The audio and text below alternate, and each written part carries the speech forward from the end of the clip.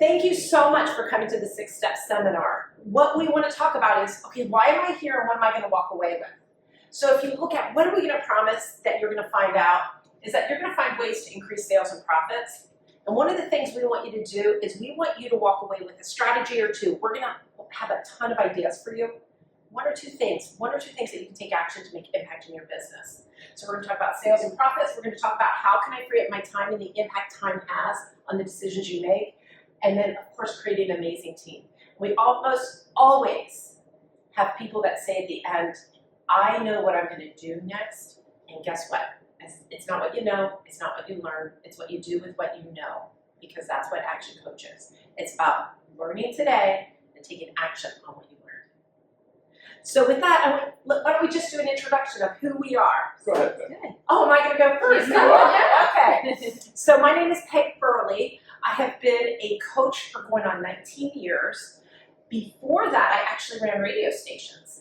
And those radio stations, I was a manager, learned a lot about growing revenue, managing P&Ls, actually building teams. And after so long, I thought, you know what, I'm going to go ahead and jump off and start my own company. And I started on my own as a single practice coach 19 years ago. And then that's when I ran into Pete. Now you go, Pete. And Peg is a proud graduate of The Ohio State University. Thank you, You Pete. should keep that in. Yes, yes, yes. So let's see, I've been coaching for 20 years and actually got a degree in chemical engineering and spent 23 years managing unionized chemical plants in different parts of the country. And since then, though, I've been helping business owners grow their firms and also work on succession. So how do we leave our firms and to whom? Absolutely. Peg and I have been business partners for 19 years. And we ran into each other as coaches and decided to bring our practices together. And we were gifted with one of the best clients we've ever had. And it was Michelle Calcasola. Michelle, do you want to take it over and then how we got to get you as part of our team? Sure. So as she said, my name is Michelle Calcasola. I am also a graduate from The Ohio State University. I started my career out in advertising and marketing, worked in that for several years, was managing several departments and teams there. Decided to go back to our family business, which was a veterinary practice. My dad was the owner of a veterinary practice who was an amazing veterinarian and maybe didn't like the business stuff quite so much. So due to some changes in the family and health concerns, I came back to take over that business and run that, and I did that for 18 plus years. Part of my journey there was to bring in coaches of our own to help the succession of that business, get us to retirement, get us to the sale of the business successfully. And I was very fortunate enough to be introduced to Peg and Pete, and they became our coaches. And I had such an excellent experience as a coach that I also say I'm a recovering client. So I've been coaching now with them for 10 years. So I started part-time as we transitioned the business over to the new ownership. And then once that was complete, I've been coaching full-time with them. Awesome. So lucky to have you, Michelle. Thank you. Fantastic. So as we're going to go on, we're going to teach you different concepts. And again, we want you to take notes, make sure that, remember when you're writing down things, you're going to remember them more. And we're going to talk about a concept and how it applies to you. So with that, Pete, let's talk literally about a foundational concept that we all make sure that our clients and our executives know all about. So our first concept is about taking ownership for your life, whether it's your health, whether your relationships, or the state of your business, profitable, growing, whatever it is, it's yours. We want you to be accountable for the results you get, whether they're good or bad. And we want you to be responsible to take the actions you need to take to get the results that you really want and deserve. And if you spend time below this line and blame others or blame the economy or give excuses for why things are or are not happening in your business, or deny that there's a problem in the first place if you haven't made a profit in 4 years, we want you to be, as much as you can, we're all human beings, but we want to be above the line as much as possible. Once in a while, we'll dip below the line. We want you to just recognize when you do it, realize what's happening, try to take ownership of the situation and get back above and take some action and get yourself in a place that you really want to be.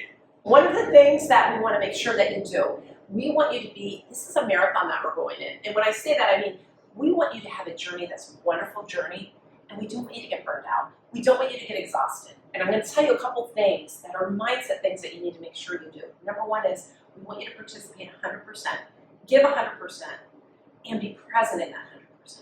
Don't try to do 5 other things. And today, do you all agree that you will participate 100%? Yeah. Raise your hands. And what that means is I want you writing notes, right? I want you to raise your hand. I want you to actively participate in what you think you can do. Because everybody's at a different spot. And what one person gets and another person gets, it can be two different things, right? So we want to make sure that you do that. And then the second thing is, in your business and today, we want to make sure you have fun. Fun is all about, whenever we coach companies, and is this not right? When we coach companies, when we go in and we see that culture is fun, we're going to see profitability follow.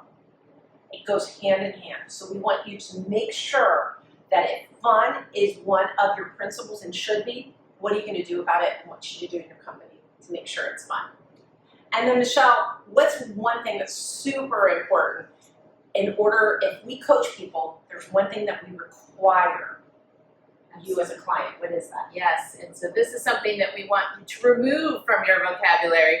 We have anybody in the room that has been a teenager or maybe has teenagers in the house or has had them in the past, maybe seen them on the street, yes? So one of my teenagers' favorite things to say are, "I know, Mom," right? Has anybody heard that from a coworker, from a friend, from a parent, from other people? And when we say the words "I know," in our brain it shuts it down because it's like, yep, I got it. I got nothing else to learn here. I know everything about this topic. So it's very possible today that you're going to hear some things that you might have heard from somebody else before. You might have even heard us if you've heard us speak before. And so we want you to get rid of those words and not say "I know," and instead say, "Isn't that interesting?" Click too fast. "Isn't that interesting?" Because we want you to be open to new ideas. We want you to be constantly learning. We want you to be able to take in all of these concepts. And sometimes just by where you are in your life also lets you to be more open to an idea. So even if you've heard it before, we may say it differently, which suddenly clicks, but you also just might be in a different spot of your life that suddenly you're like, yeah, that makes sense, I got it. And today, we want you to be able to leave with is what we call our BFOs. And no, that's not a UFO, that's not a big scary word that you should be afraid of. It's just what we call the blinding flashes of the obvious. So those are the things when you're just like, oh my gosh, that's so simple. Why didn't I think of that before? You know, it doesn't take a rocket scientist, it doesn't take a chemical engineer to figure this out, right? It's so obvious you should have seen it before, but you were just not ready, or you hadn't heard it before, or it just didn't click. So sometimes you can think that I want to just be aware of these things. There used to be a nice Staples commercial where they had a little button that you would click that say, "That was easy." You know, so we want you to have those moments today when you're like, oh my gosh, that was so easy. Why didn't I think of it before? So hopefully we'll give you a lot of those little tips. And take it back and teach it to somebody else in your business. That is great, Pete. That is such a great idea. So Pete, talk a little bit about the next few slides and what we're seeing in companies that we coach and in people that we coach and what we want to talk to you guys about today. Well, we want you all to have a clear vision of where you're headed, whether it's a year from now or 5 years from now, and then bring it back and have a 90-day plan so that you have a real good idea of what your destination is. And it helps you comfort-wise, and it helps your team to know that you have a plan and you have methods to get to the end result. And that way you're not going to get exhausted every day if you know that, hey, I'm moving toward a goal and I know how I'm going to get there. And my team knows how we're going to get there. I love that you said that. That is so perfect because if you are stressed or you're anxious, it's usually because either A, you don't have a plan, or B, you don't believe in your plan. And we want you to be thoughtful about the value of your time. So think about what your clients pay you or what your customers pay you and how much effort it takes you to run your entire business. And you've got a group of people in there with different skill sets and different departments, and you should have an idea of what each of those jobs are worth, and yourself included. A lot of times our business owners will have their name in all the different departments of the company, right? They're a little here, a little there. Well, think about what's the highest and best use of your time. We want you to spend most of your time on those areas where you're the most effective, where you're earning the most, or where you're helping the most people with your skill set. That's so true. And really, what you just said is this right here, is that's when you get burnout, right? Like if you spend too much time in an area that you really don't enjoy, you can get burned out. Or if you're working 70 hours a week, month after month after month, you can't do it forever. So we want you to get comfortable with delegating and collect people that love to do some things that maybe you don't like to do quite so much. That's awesome. Good. So Michelle, let's talk about the definition of a business and how we define it. For sure. So our definition is it's a commercial, profitable enterprise that works, and are you ready for the surprise, without you. So wait, my business can't run without me, Michelle. That doesn't make sense. Our Not yet. clickers have a little issue here, but it can. That's our goal when we're working with these companies, is to make sure that the business owner can go off to Bermuda for 3 months if they want to. If something should happen to the business owner and they can't be there for some period of time, that the business is still going to continue to run. That they don't have to feel that like, oh, so-and-so called off, so now I have to go in and do it. Or I can't go on vacation without receiving 18,000 calls, or having to have my laptop on the beach while I'm stressing out, right? I have to be in every single meeting. We want the business owners to be able to run, because honestly, your business is valued by the business without you. You might have to be replaced. Let's say that, Peg is a dentist and runs a dental practice, and she's there and she's ready to retire. We do have to insert a dentist. We can't lose a producer and not have the business continue to run. There might be other dentists there, but it won't be able to produce the same amount without replacing that dentist. However, if we have the systems and structures available, if we have a general manager running the business, Peg can take, here's our book of how this business runs. Thank you very much. Thank you for the check. Bye-bye. It's almost like you're speaking from experience, Oh, yes, Michelle. I would think so. I hear that. I hear that. So we want to make sure that it is ready to be passed on at any given moment, whether that's to a family member, to a corporation, to another person that's buying the business from you, and even when you own it, that you have some freedom from it, that you can enjoy running other businesses or time with your family, all of those things. So you've created a really good vision of what we're talking about today. So we're going to walk through some steps right now. That's why it's called the 6 steps of how do I get to what Michelle just said, right? Mm-hmm. What does this look like? And we're going to go through each category, and it's the 6 steps, right? So if we want to go ahead and start with this. So each step is going to be, we're going to define it and then give you examples. So we're going to start with the foundation that's called mastery. So imagine that we're building a house, and that we need to make sure that that foundation is really solid. It cannot have any cracks. If it cracks, what do you think a house does? It might tilt, it might get off of the foundation, it might crash, and then everything we built all that time actually falls. So your mastery always needs to be very solid. And there's 4 areas of mastery that we're going to guide you through. So Pete, if you want to take the first one, okay, so as you're looking at mastery, right, talk a little bit about the cost of the chaos. Well, the destination, cost of chaos. Well, if you don't have a plan and you're just running and all you're doing is meeting customer needs and you're not thinking about how efficient you are, how effective you are, how well you're doing it, how could I do this at a lower cost or lower effort, you're not going to get where you really want to be. So we want you to get control over things so that you have systems for various parts of the business, whether it's marketing or sales or operations or finance. Everything should have a system, and they can be fairly simple. How do you collect when your work is done? Some of the ways to make sure that things that should happen in your business always happen repeatedly, So perfect. so that you can go to Bermuda when you feel Yes, And absolutely. so there's 4 areas that we're going to talk about that make up mastery. So like you said, destination, right? At the end of the day, do you know why you built your business and what you're going to do at the end? So, and Michelle, you went through some of, I loved your destinations. Am I selling it to somebody, a third party? Am I going to sell it to my employees? Am I going to sell it to an And when? outside person? Exactly. So you got to figure out, what is that? Am I going to have my family take over? What does that look like? So that's your destination. The second one that we want to talk about is money mastery, which we're going to go into in a moment. It's and that's where you go from chaos to control. Because guess what? At the end of the day, money is all about the scorecard, right? We need to make sure we do that. Time mastery. Pete was talking about time with that burnout when you're in all the boxes. It's where is your best use of time? And first, it starts with you and your team. And then the 4th is consistency of delivery of product. So we want to say, well, I'm going to bring up McDonald's. Whether you like it or not, if you go to one McDonald's versus another, a Big Mac will taste the same. That consistency of product, it doesn't always have to be the best, but consistency when people show up to get the product they want is going to be a very important thing, and we're going to talk about that as well. So the destination mastery, it's no use going out and building a business if you have no idea where you're going, right? Why are we doing this? And are we communicating it to our team, right? And so we want clarity, action on that. So if you have not, how many people have a destination in their mastery? I mean, a destination that they've spelled out already. Anybody? It's already Okay. clear and written down.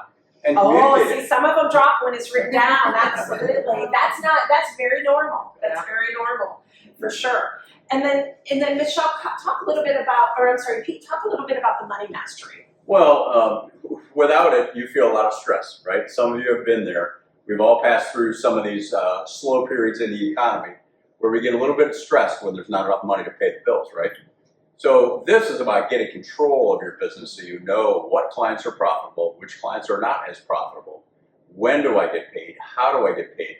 How do I make sure I have enough cash within the business to cover my expenses for the month or the next couple of months?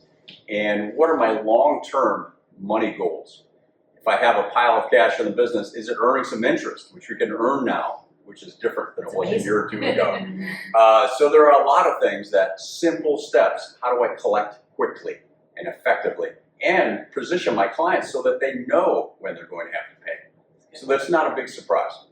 And all these things are systemizable so that we can get to a point where we're very comfortable with the money flow of the business. Right, and what you had just said a little bit right here is this, about break even. Well, we want to make sure that you understand what your break-even point is, and the break-even point is really the point at which your sales cover both your variable and fixed costs. So that's not enough. We just need to know what it is so we can stay well above it all the time. Or if you're not quite there yet, if it's a startup, we're going to get you there as quickly as possible. And then we're going to live beyond break-even and make sure that as we purchase equipment or bring on employees, we're going to earn more than enough money to be able to bring that equipment in or bring those employees in. And we'll know where our benefits for our employees will come from. Oh, that's great. One of the fun and easy things that Peg actually brought into my company when we were working on it was the information about this break-even number. I worked with Peg and Pete, and we figured out what our daily break-even was. And because Peg is very fun, if you haven't figured that out yet, Peg is very fun. She's very sunshiny and has a great time and wants that fun in your group. So she had us make our break-even calendar with a smiley face every day that we were at break-even or above, and then a frowny face when we weren't. And so we've expanded that to add emoji stickers and do all kinds of fun things, maybe make a daily goal that if you hit a certain level of revenue that's so far, like double profit or something that's really a reach goal that you can celebrate on that particular day. But it really helped the team gets really into it and they get very excited about this break-even number to know and to see easily on a calendar, like, hey, Wednesdays are our slowest days. What can we do to pump up a Wednesday? What can we do to make that better? But to get the team excited at the end of the day to be like, hey, did we get a smiley face? We always call it goes back to kindergarten. And whatever made us happy in kindergarten still makes us happy as adults. So that's just a little tip. Sometimes we like to give little tips of things you might do in your business. I love that. To And make Michelle, that. as you're going on, talk a little bit about the time mastery and some of the skills and the time target. Take us through that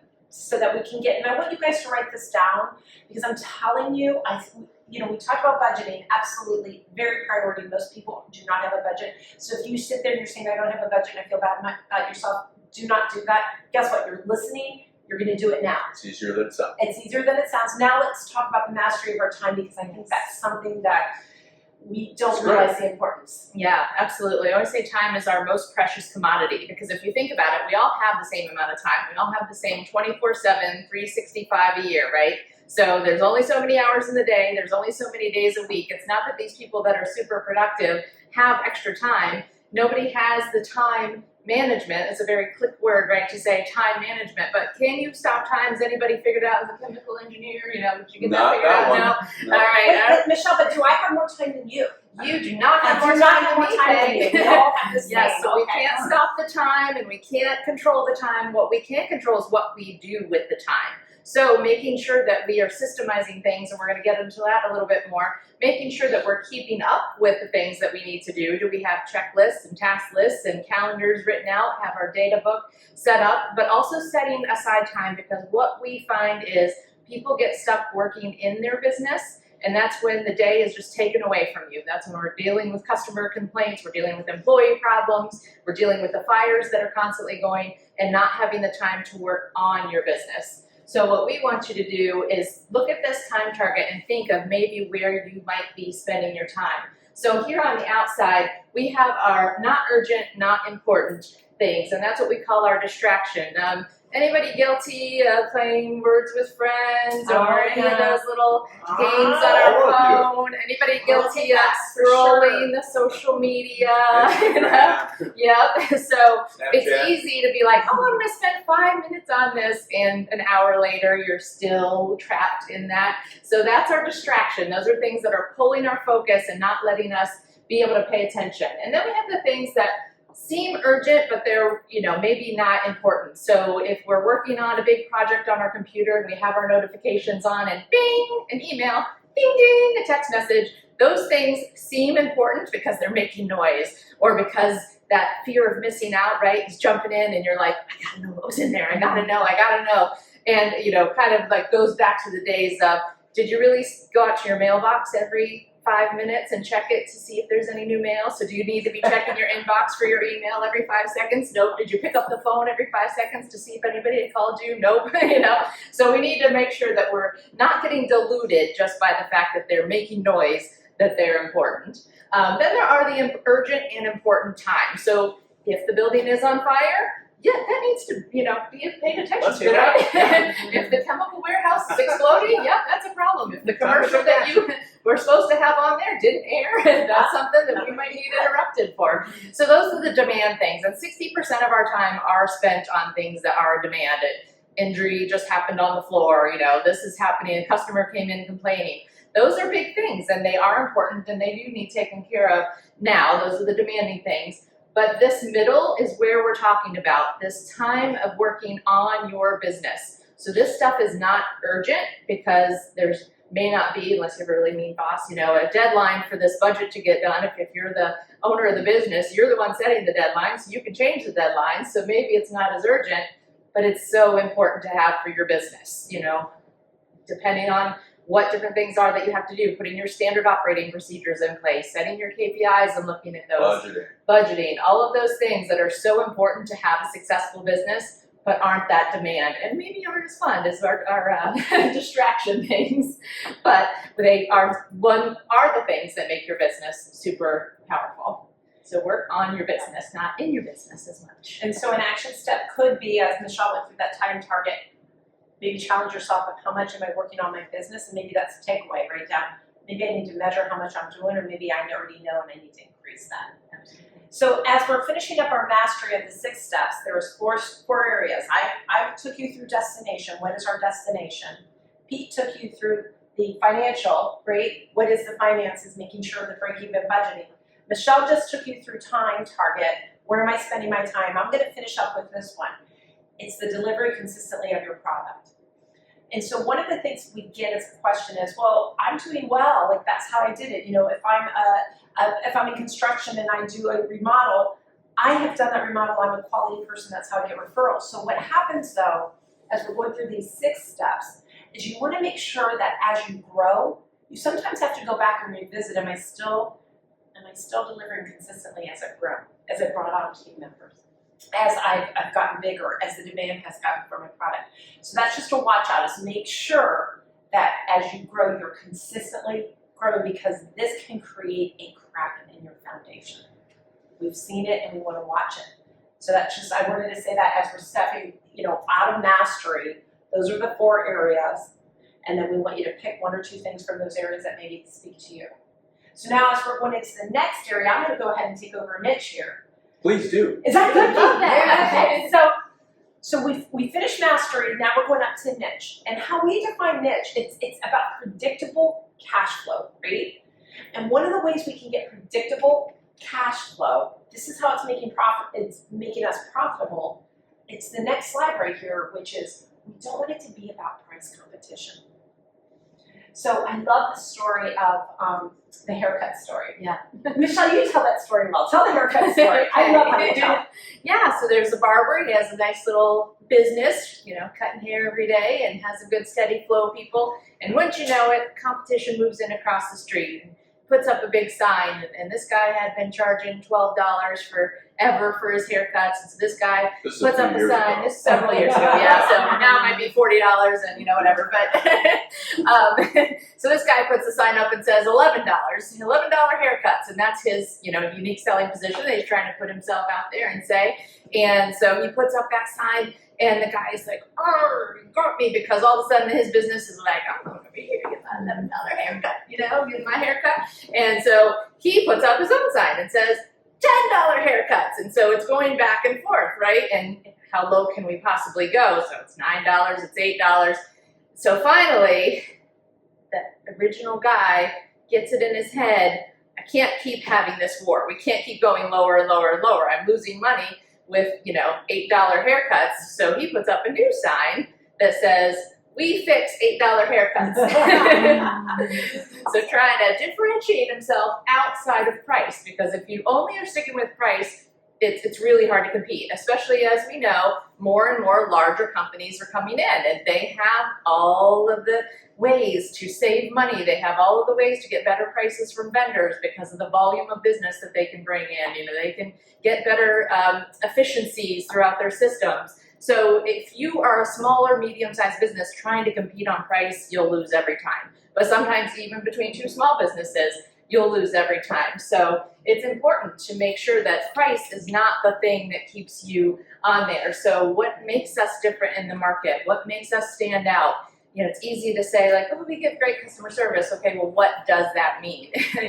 A lot of people can say that they give great customer service. What are you doing to actually show that? What are the special things that you do in your business that make it stand out? So we want to make sure that we are not a commodity, right? We want to make sure that we're the innovators, that we're on the opening edge, and we're pushing forward with all of these things. And Michelle, I want to talk about that innovation.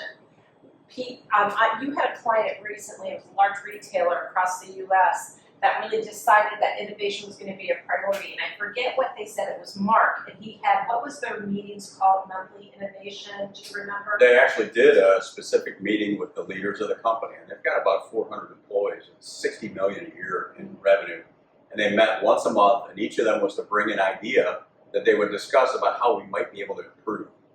So a year or two ago, one of the meetings involved around retention, and they decided to increase the Retention of team members. retention of team members. Okay. They decided that was a business problem, and it had a real financial result because of this turnover. They could measure it, and they decided to increase benefits to these employees to the point where it reduced the amount of turnover. But that came right out of one of his innovation meetings. So once a month, they spent an hour and a half just talking about what are some of the things that we could do.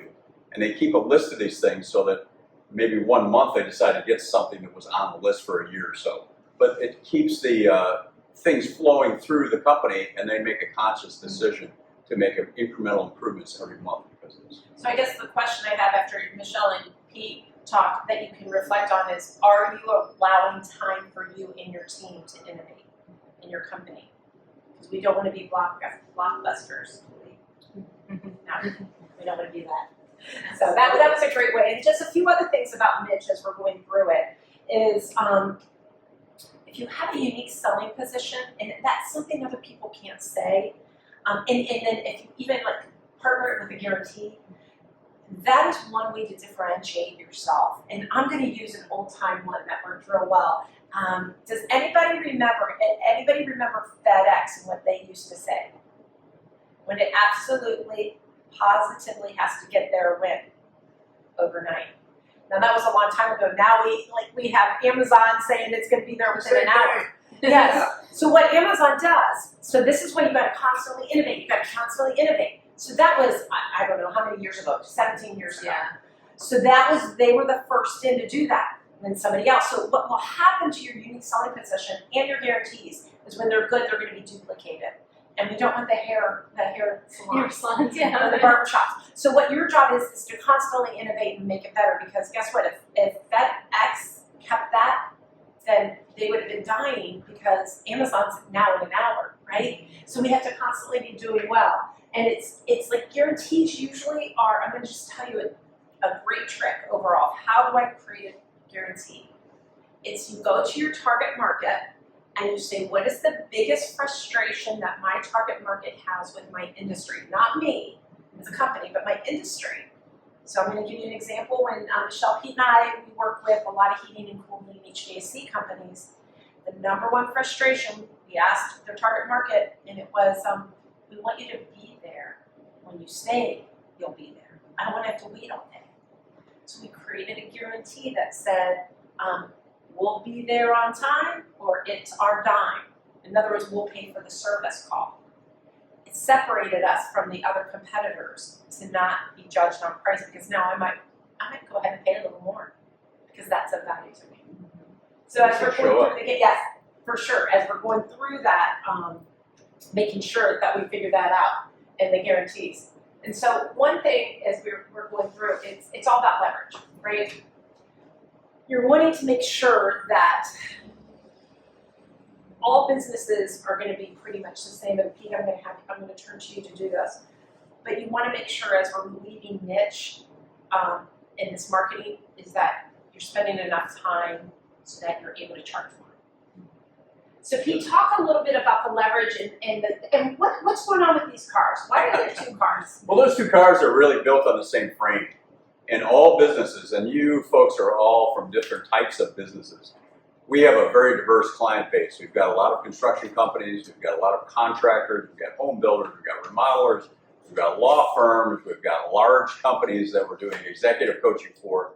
But the way that financially those businesses work, it's all built on the same frame, same chassis, same structure. Every one of them has to generate a lead. And go ahead. Oh, I was going to say, and with that, I like that. Everyone has to, I was going to have you guide us through this profitability formula. So when you hire us as a coach, we have to test and measure things too along the way. Yeah. Yes. There you go. You want to test and measure along the way. Yep. But I wanted you to go through this, Pete, if you don't mind. Sure. Let me tell you why it's so important. If there's anything that you haven't walked away with this afternoon, I want you to walk away with understanding this formula. We have handouts that we're going to give you so that you really understand this. Because at the end of the day, when you bring a coach into your company, they have to make you money. They have to be a return on investment. That's what we guarantee. We're going to come in and we're going to allow you to grow, not just in revenue, but in profitability. We're always going to make money. We're always going to make Sure. money. There's almost always one or two other issues, like I've got this employee that doesn't do what I want, or I keep losing people in this department, or there's something else going, or I'm working 80 hours a week. So we're going to fix that, but we're always going to help the firm make more money and be more valuable over time, always. So tell us a little bit about the profitability formula, or the 5 ways. So if you look at these things in blue, or look at the things in red, those are dependent variables. Those things are what we look at. At the end of the day, we want to know what kind of profit we're making.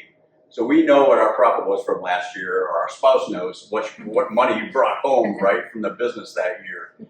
And the things in red are things you can't get directly. And what our businesses, all of them do, is concentrate on one or more of the things in blue. So in order to grow a business, we've got to start with, how many leads am I generating per week, per month, per year? And are those the right kind of leads? Am I qualifying them so that I have the right type of people coming in through that door or through that website? I've got to convert those leads into paying customers. So I've got to take somebody that might need my product or service, figure out if they're the best for us, and then help them understand what we offer and help them to buy, make it easy for them to buy, hopefully. So they become a natural paying customer. Once I have a customer, I would like that customer to buy once a month. It depends on your type of business. If it's a law firm, hopefully it's not every week. The person has a new problem, right? But we want them to come back over and over again. So how many transactions, let's just say a year, how many times are they coming and using my service and business in a year? And then when they do come, how much are they paying? So what's the average transaction? Is it $10,000 a trip or $100,000? Now, if we're building homes, it's going to be once, and hopefully several years.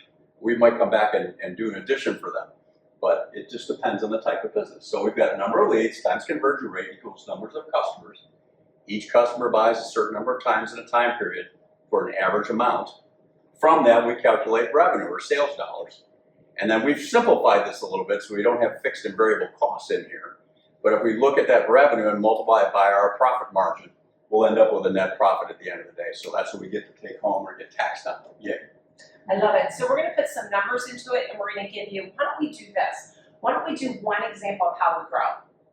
And so Yeah, we'll pick one of these lots blue strategies. things. Yeah. Yeah, so just whip through that. Yeah, Put them all up there. Okay? That's a good idea. Yeah.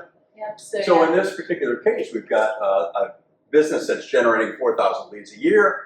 It's converting at a 25% rate. So we've got 1,000 customers. They're buying twice a year at $500 each, $1 million, and we end up taking home $250,000 per acre.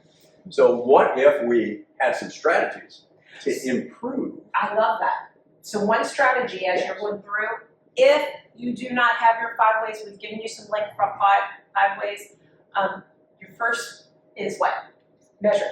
Know your numbers. Know your numbers. You have to go. That's your first step. If I don't know And if you have a company that has 3 divisions, we have these numbers for each division. If I have a half a dozen salespeople, I've got these numbers for each salesperson. They have their numbers in their head all day, right? So we want to make sure that our different departments have these numbers and our different salespeople we have these numbers. And I want to give an example because I love that you brought that up. Michelle has been coaching all kinds of, obviously 10 years, you have a lot of examples. I'm going to say specifically to an industry, which is, let's talk animal hospitals. Mm-hmm. When you have had them break out their 5 ways, what's probably the number one thing that they didn't know that you found after you said, wait a minute, Where's the let's big separate opportunity? this? Where was, just an example. Yeah. I'm sure there's multiple things. Yeah, there's multiple, I would say, this lead generation. They really, they might be spending money on marketing and advertising, but rarely are they watching to see that return on investment. Are they looking to find out how people that are calling are hearing about them, how people that are walking in the front door are hearing about them, or even how their customers who came in and gave them money, even if they're asking the question, nobody's looking at the reports to see how that was coming about. So sometimes that is a big one. That, and then the other side that we find with most companies is that profit margin. A lot of people know what their revenue is, but they may not ever take it down to look at the end of the day, how much money did you actually make? Sometimes the easiest place to go is conversion rate. Right. Because you So don't have to spend money to get a little bit better at converting a client into a sale. You generally, if you're going to generate more leads, you have to pay money, you have to put time into it to generate those leads. So as you're looking, Pete, it looks like we just as an example are going up 10%. Yeah. And you said there's multiple strategies because every company might have something different. So there's probably 80 different strategies. I actually don't, you guys have In the each chart one of in front. those, Yes, you have in the each chart. one of those blue areas. So if we multiply that out, what do we get for customers? Like 1,200. So we're getting 210 more customers from 2 areas. Is Right. what I'm seeing. Yeah. So let's say we increased our website presence by doing some SEO Perfect. or put some ads out there. And then with our conversion rate, we did some training with our front desk or our receptionists, people who are answering the phones, to make sure that they're even offering a meeting or an appointment or, whatever it is that we're trying to sell. Did we even ask them to be our customer? Did we even invite them to come and be a part of our group? So that got us 210 more customers. Okay, Pete, take us through the So rest. transactions, do our clients all know all of the services we provide? And we educated them to the point that they know that we can do this type of project versus that type of project that they originally brought us in for. And are we communicating with them? The average dollar sale could be as simple as when your salespeople, or if it's yourself, when you're talking to a new client, that you make sure that you offer the very best ultimate service first. Make sure they know what they could have. Now they may end up picking the thing that's in the middle because that's what they can afford at the moment, but you always tell them, hey, we can do it at this level if you like it. Absolutely. And then when we get down to revenue and profit margins, it's a matter of understanding your costs. So what are your cost drivers? How do we keep track of those? Are we purchasing well? Are we spending money on things that we really don't need? And how do we make sure we keep our margins up there? If I have 3 different divisions, I need to know the profitability of each one so that I know where my time and attention should be focused. And so what I'm seeing here, Pete, is what you guys just went through fairly quickly is that there's different strategies in each one of the blue ones. There's 300 or 400 that we could give you. You gave just a few that might fit. If they increase by 10% in each area, which is what we have here, we'll have a 63% increase in the net at the end of the day. And Now our 61% clients, increase in profit. 61%. Our clients almost never do 10% in all 5 of those evenly, right? It's usually a couple of big opportunities and it hits it out of the park. That is so great. So the question is, when you're doing your planning, what are you going to do with this, right? So we have some suggestions. Should you get a new car? That's one. What else, Michelle, could we do? Have a nice, lovely vacation with the family or without the family. Yeah, You know, I mean, let's just even be real, you know? Or your job- spouse or you by yourself. Who would love some time by yourself sometimes, you know? Just be off in a beautiful view like this and relaxing with a nice book. Or, yeah, you can, there's lots of fun ways to spend it, right? Yes, I love it. It's in the time, right? What would you do with extra time? Because we're measuring that. And one of the things, if you could take anything away from this, by the way, is because we've talked a lot about growing your profitability. It's about a quality of life. It's about what am I going to do with my time? What are you giving up? What time? One of the things we see is health. Mm-hmm. It's relationships that are really hurting, and we want to get you on the other end And your of that. financial well-being.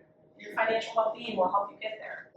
Okay, so we are moving on. Keep going up these steps, and we're into our leverage. And so what is our leverage? Our leverage is getting our systems in place and making sure that we're using everything to our full advantage. So saving yourself time, energy, and money. So this may be putting in your standard operating procedures, making sure that everybody that is on your team is doing the same thing every single time. Again, brings that consistency that Peg was talking about, to make sure that we are delivering consistency, but also to make sure that we're not reinventing the wheel every freaking time, right? We have to make sure that it's as easy as possible to do these things. We also have to know who does what by when. Do we have our tasks figured out of who's doing what? In our organizational chart, do we know what our job descriptions are? Kind of all of these things that are really foundational in a business, maybe not as foundational as our mastery level, but they are important to get these things happening, because we want to do things really hard the one time and it repeats itself over and over and over again. What can we put into place that's automated? What systems or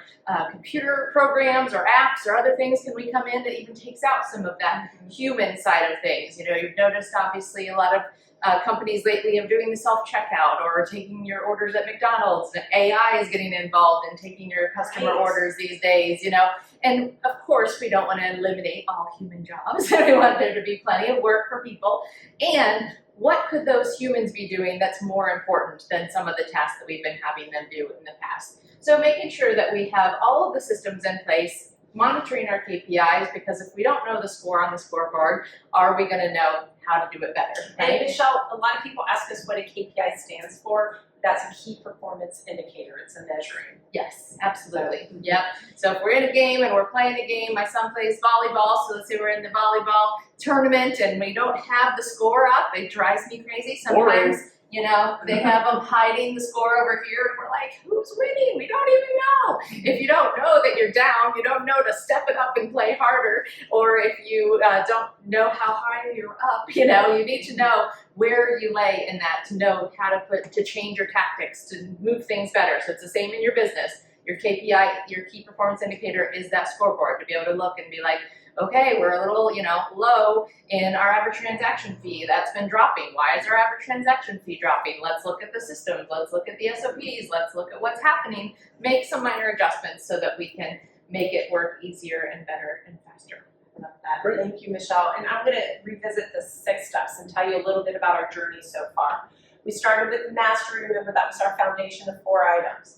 We went into niche. That was about making sure price competition was gone, right? It was about innovation, differentiating ourselves. Differentiating. Thank you, Pete. Then Michelle just went through leverage, which is systems. What are the systems? Now, there's a reason that they're in this order. The reason is we need to have tight systems in order to have quality products that we're delivering consistently, that the team, notice that's next, that the team operates. And if we grow rapidly without those systems, we're going to have chaos.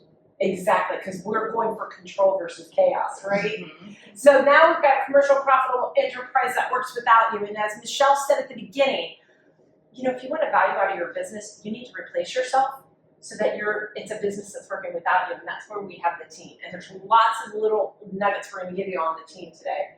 I'll start right here with, there we go. With ActionCOACH, how do we build our team? And we can put this circle up here, right here. And a lot of people say, who's the most important person in the company? And invariably, everybody says customers. Did anybody think customers, right? Customer. It's how we've been, customer service, customer. Well, I'm about to shatter that. That is not true. Wait. I think it's team. I think it's team. Do you think it's team? Yes, I get that too. Do you think it's team? I'm going to shatter that and say no. That is not true. So what's the most important person? It's the owner. So for you owners in the room, I need you to know this, because your job as an owner is to make sure that you hire the right team members that represent you well, that deliver a great product to your customers, because the team should be delivering to the customers. It shouldn't be you. It's the team representing the company to the customers. The customers then buy a product that serves the business. So we have to have it profitable, because guess what? If the customers aren't serving the business well, and that business isn't supplying it to the owner goes away, and there are no customers, there are no team. The families don't have a business to work in. We want your business to support your life Thank you. versus the other way around. Thank you very much. It was interesting.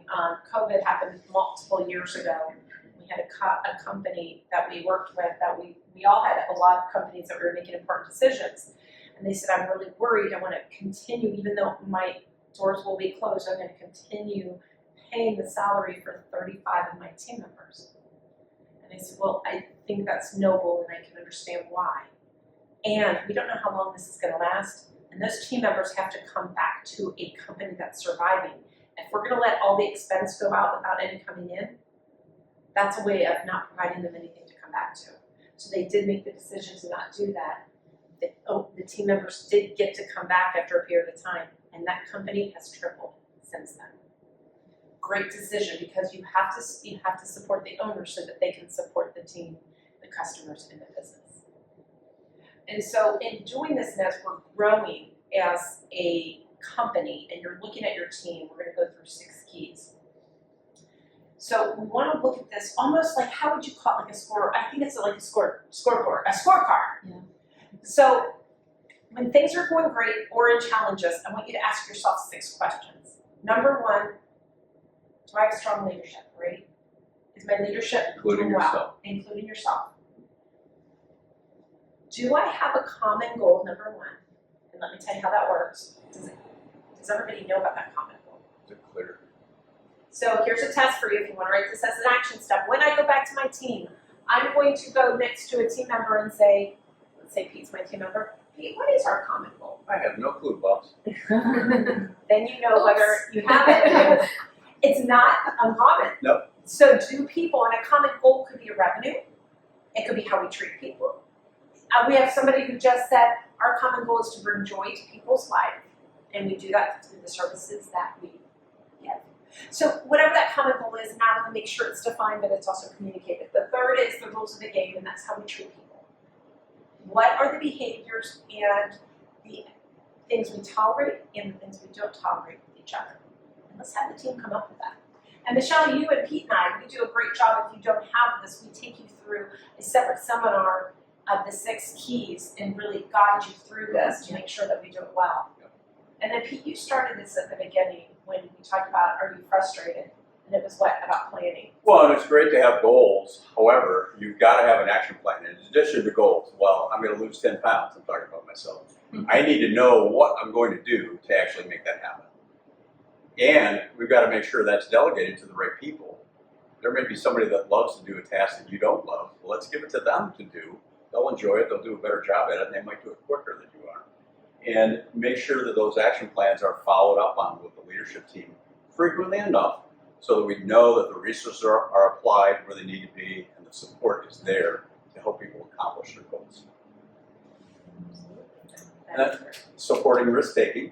It's all about if we decide, hey, we're going to go to a trade show this year, we've never done this before, we're becoming a national company, that's a risk. We're going to take our time, we're going to spend money, we're going to get a booth, but we're going there for 3 days and we're going to spend some money and hopefully we're going to bring back a lot more than we put out. But there are times in a business where you have to take risks. We're going to hire this person, we think they're great for this role, but we don't know yet. But we're going to check it out, we're going to try it. And it may or may not work, and if it doesn't work, we're not going to beat each other up about it. I love it. I love it. And then the 100% inclusion and participation is all about making sure that you get the buy-in from your team members to get 100% out of them, and it's your job to include them. It's your job to make sure that they know all of that. They feel included. Yeah. And Michelle, we've got this great framework. Talk a little bit about how do we make sure we're getting teams, or the right team members, I should say. Yeah.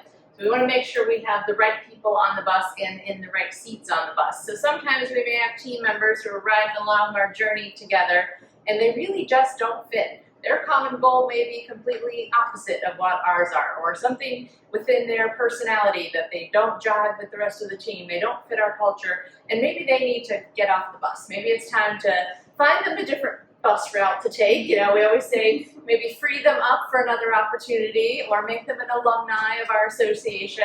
Obviously, we want people to work out. We want to support our team. We want to help them to be able to be excellent and survive. So it's very important with that leadership part of things, with communication, with being very open and direct to make sure that we have the right people in the right places. Sometimes maybe we're trying to force somebody into a sales position that just doesn't fit. You talk about a person who is maybe not very, doesn't like people, or somebody who isn't very aggressive. This seems like a rude word, but outgoing, or wanting to put themselves out there and talk to lots of people, be a very extroverted person. Putting them in a sales position might make them very uncomfortable, might be very hard for them, and they may not be successful. And what if they could be amazing supporting us in our financial area? Or what if they actually have this wonderful mind for art and design and could help us with our advertising and marketing? There could be a place for this person on our team. We don't have to necessarily just throw them away, and we might have put them in the wrong position. We've seen this time and time again, sometimes with our best salesperson, or with somebody who's really great in the role they are, and we're like, you're now going to be the boss, you're going to be the leader, right? You're going to be the supervisor. And it turns out that they were not made for leadership. They do not enjoy leadership. They're really good at what they did. They're not happy. And that's okay. And that's okay. It doesn't mean that they have failed. It just, wasn't the right place for them. So sometimes it's switching seats on the bus. Sometimes it's find a different bus route. For us, we also find it's very important when you're out there looking, right, for the right Always people. be looking. Always be looking. Always be looking and finding a way to have recruiting. So we have a whole nother series that we can go through to talk about hiring and making sure that we get the right people in instantly. And we, just little tips here though, is that you should make sure that you're looking for the person that fits the position that you're looking for. So write your advertisements, on Indeed or whatever the job search engine is that you're going to use that fits the personality of who you're looking for, fits the experience of who you're looking for, and the culture for your team. Talk about what's in it for them. Sometimes we get very excited being like, this is what we need from you. Well, in today's day and age, it's very important for us to put out there what is the benefit for the person. Why would they want to come work for us over Joe's shop over here, right? So making sure that we're really putting out there, finding the right thing. We also, always factor in things like their behavior profile with the DISC profile. Again, a whole other training that you can look for future videos to make sure that you can get those, or come to our other seminars like this that you come to today to learn more about those things, because it's always very important to be looking for the right people on the bus. That is so well said. And we could, like you said, we could do a whole nother seminar on that. But for now, we're going to stick to the 6 steps, and we're actually ready to move, I think, to the next step. Let's see, Pete. There we go, Pete. Talk a little bit about synergy. My goodness, look at how much we've learned so far, right? Synergy and results. You're So we've got profitable business. We have put some systems in place. So we've got things created at a level where the service that you get and the service that you get is very similar. Both great results, no matter who does it, who delivers it. And at some point, we can get to the point where we might want to go to another city, or we might want to grow, double our size. And we can do this by bringing in the right team members, but also at some point bringing in a general manager, or sometimes it's a couple of people, to start taking over for the owner of that business. And we just did this with a client in Dallas about 1.5 years ago. Found a gentleman who had experience in that industry, who came in and took over as general manager of this company. It's a very profitable company, and he's doing a great job, to the point where this business owner was able to sell his business for a very good fee, or a very good sum, and plan to retire. He'll be gone in another year, but he's got a person that is able to transfer this without him having to do the day-to-day work. So he's still in the business for a few more months, but he's doing things that he loves only, and the other things are being done by others. So that's the goal when we get to a point. Now, you could decide to not sell your business and hang on to it and go open another business across the street, or in another city, or in Florida where you like to vacation.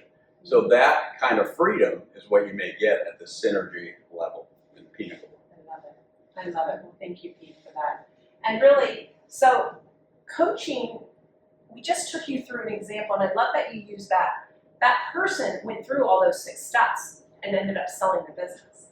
And so when you're looking at coaching and you say, I want to bring this on, we're looking for people who have 3 things. They want to grow, they're willing to learn, right, and change when change is apparent, and then they will do what they say they're going to do. So for today, we ended up giving you a lot of strategies, right? Yeah, absolutely. And what we want you to do is to not say this was great, I'm going to not do anything. We want you to say this is great, And I'm going to take some action. and I'm going to take some action, whether it's cash flow, profit, teamwork, free time, whatever it is, it's about action. Absolutely. Yep.